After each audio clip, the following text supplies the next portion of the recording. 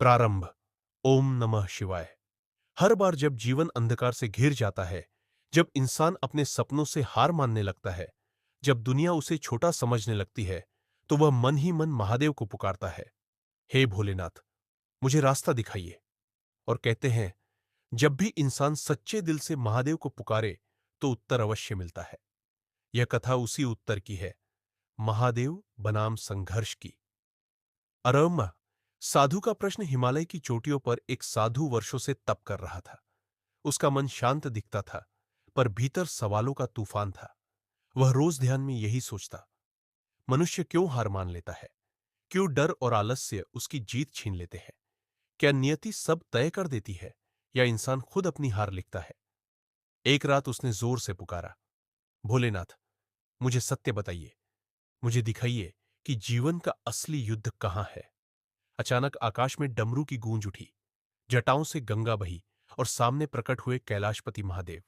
उनकी आंखों में ब्रह्मांड की गहराई थी, आवाज में असीम शांति।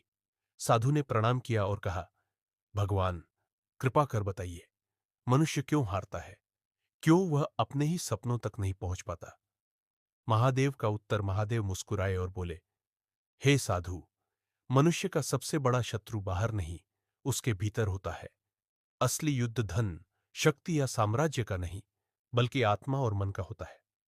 साधु ने पूछा, भगवान, यह युद्ध कैसा है? महादेव ने कहा, हर मनुष्य के भीतर तीन दानव रहते हैं। पहला डर, दूसरा आलस्य, तीसरा संदेह। ये तीनों मिलकर इंसान को बांध देते हैं। इनसे जो जीतता है, वही सच्चा विजेता कहलाता है। पहला दानव डर। महादेव बोले, डर इंसान का सबसे बड़ा दुश्मन है। ये कोशिश करने से पहले ही रोक देता है। मन कहता है, अगर हार गया तो, अगर लोग हंसेंगे तो, अगर सब गलत हो गया तो। याद रखो साधु, हारने से बड़ा दुख कभी कोशिश न करने में है। उन्होंने उदाहरण दिया, रामायण का समय याद करो। जब हनुमान समुद्र पार करने जा रहे थे, तो क्षण भर के लिए उन्हें भी संदेह हुआ, लेकिन जैसे ही उन्होंने अपनी शक्ति को पहचाना, वे समुद्र लांघ गए। अगर हनुमान डर के कारण रुक जाते, तो सीता का उद्धार कभी न होता। फिर महादेव ने साधु से कहा, आज भी इंसान का जीवन ऐसा ही है। छात्र परीक्षा से पहले डर जाता है, व्यापारी घाटे के डर से नया काम शुरू नहीं करता, कर्मचारी प्रमोशन के डर से कदम आगे नहीं बढ़ाता, लेकिन जो डर को हराता है, वह इतिहास रचता है। लड़ासा दूसरा दानव।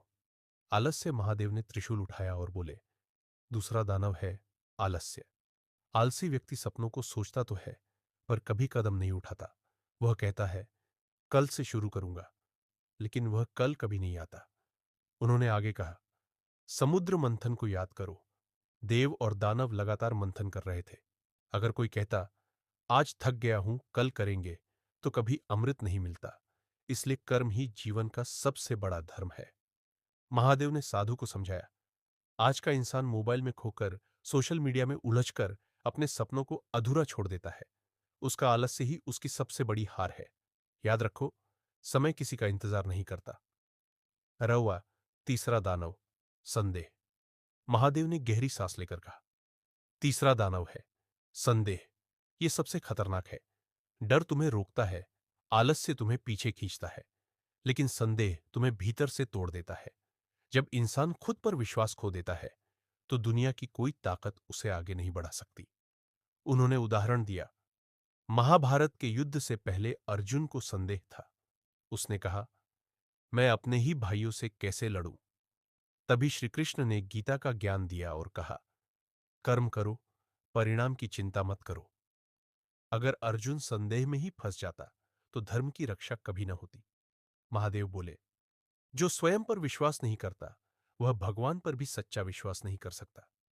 अर्र समुद्र मंथन और नीलकंठ साधु सब ध्यान से सुन रहा था। महादेव ने आगे कहा, जीवन समुद्र मंथन जैसा है। जब भी तुम कर्म करोगे, तो सबसे पहले विष निकलेगा, यानी कठिनाई, असफलता, अपमान और दुख। समुद्र मंथन में जब विष निकला, तो कोई भी उसे पीने को तैयार नहीं था। देव भी पीछे हट गए, दानव भी डर गए। तब मैंने वह विष अपने गले में धारण किया। उसी से मैं नीलकंठ कहलाया। याद रखो साधु, जब जीवन में विष मिले, तो उससे भागना मत, उसे सहन करो, उसे अपनी ताकत में बदलो। जो विष तुम्हें तोड़ने आता है, वही तुम्हें नीलकंठ बना देता है। अरे रिया, साधु की आंखें खुली। साधु की आंखों में आंसू थे।